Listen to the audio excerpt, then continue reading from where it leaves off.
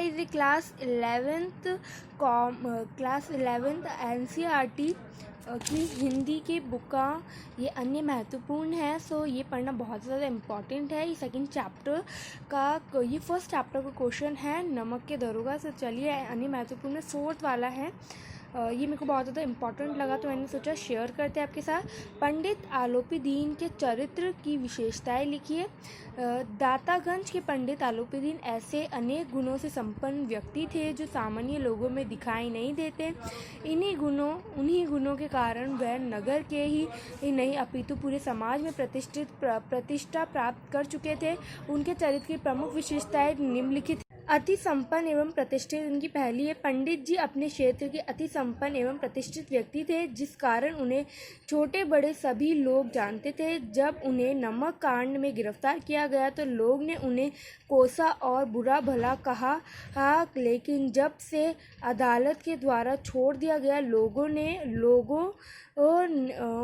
उन्हें वाही और मुंशी वंशीधर को कोसा।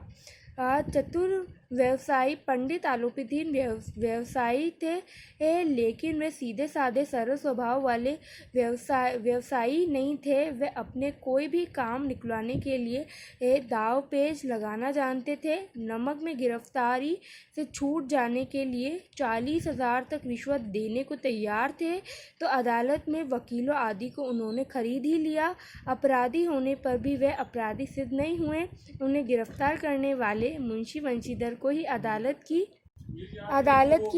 नसीहत सुनने पड़ी थी और बाद में अपनी नौकरी से हाथ भी धोना पड़ा था। मृदुभाषी। पंडित आलोपीदीन मृदुभाषी थे।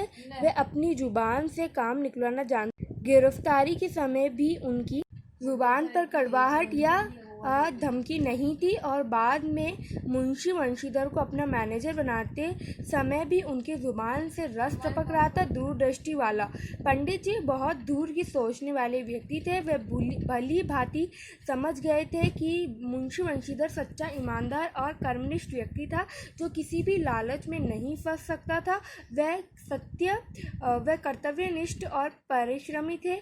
उस जैसा काम करने वाला ढूंढने पर भी नहीं मिल सकता था जो कर्तव्य भावना से पूर्ण 40,000 जैसी रिश्वत राशि को ठुकरा सकता है, अपनी दारोगा की नौकरी त्याग सकता है। वह किसी भी अवस्था में बेईमानी नहीं कर सकता, इसलिए उन्होंने जीवन भर के लिए ऊंची तनख्वाह पर उससे अपनी जायदाद का मैनेजर नियुक्त कर दिया। कोई भी सामान्य व्यक्ति कभी ऐसा करने की बात सोच भी नहीं सकता था जैसे पंडित जी ने कर दिया था। शान शौकत में विश्वास। पंडित जी संपन्न थे और उन्होंने शान शौकत और रईसी जीवन में गहरा विश्वास था। उनका पहनावा